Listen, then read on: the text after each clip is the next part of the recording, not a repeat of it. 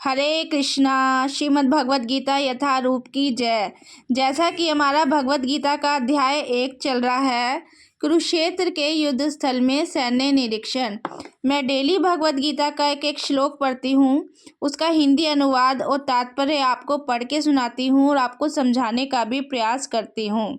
तो आज हम 44 श्लोक नंबर पर आ चुके हैं। तो शुरू करते हैं हम अपना आज का श्लोक।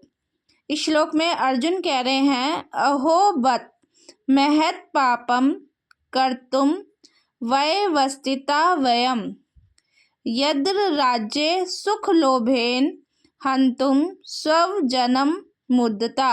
अगर आप श्लोक यहाँ से नहीं पढ़ सकते तो आप श्लोक यहाँ से भी पढ़ सकते हैं। यहाँ पर ऐसे ब्रेक करके लिखा है तो आसानी हो जाती है।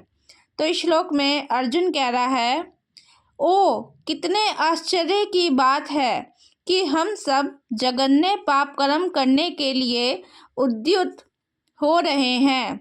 तो अर्जुन कह रहा है, ओ कितने आश्चर्य की बात है कि हम सब जघन्य पाप कर्म करने के लिए उद्युत हो रहे हैं। राज्य सुख भोगने की इच्छा से प्रेरित होकर हम अपने ही संबंधियों को मारने पर तुले हैं। तो ये क्या कह रहा है यहाँ पर, राज्य सुख भोगने की इच्छा से प्रेरित होकर हम अपने ही संबंधियों को मारने पर तुले हैं। तो इसके तात्पर्य में बताया है, स्वार्थ से वशीभूत होकर मनुष्य अपने सगे भाई, बाप या माँ के वध जैसे पाप कर्मों में प्रवृत्त हो सकता है।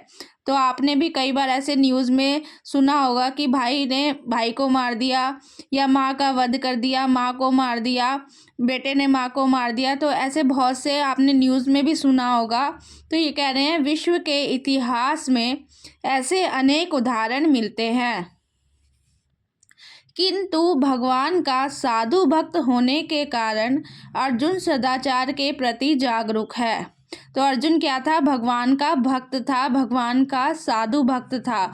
उसके जो विचार थे वो एक साधु जैसे थे कि वो कह रहा था इनको क्षमा कर दो, भगवान से कह रहा था कि इनको मारो मत, मेरे सगे संबंधी हैं, इनको क्षमा कर दो।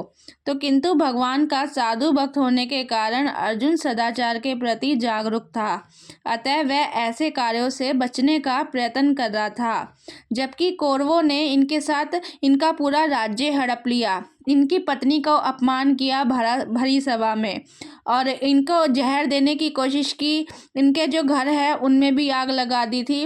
तो कौरवों ने इतना गलत किया, फिर भी वो भगवान से आगे के श्लोकों में कह रहा था कि इनको क्षमा कर दो। तो वो एक तरह से भगवान का परम शुद्ध भक्त था अर्जुन। तो वो कह रहा था कि मैं अपने सगे संबंधियों को नहीं मार सकता, मतलब एक राज्य के लिए, राज्य सुख के लिए मैं अपने सगे संबंधियों को नहीं मार सकता। और अर्जुन क्या कर रहा था, ऐसे कार्यों से बचने का प्रयत्न कर रहा था। तो हमारा ये आज का श्लोक यहाँ पर कंप्लीट हुआ।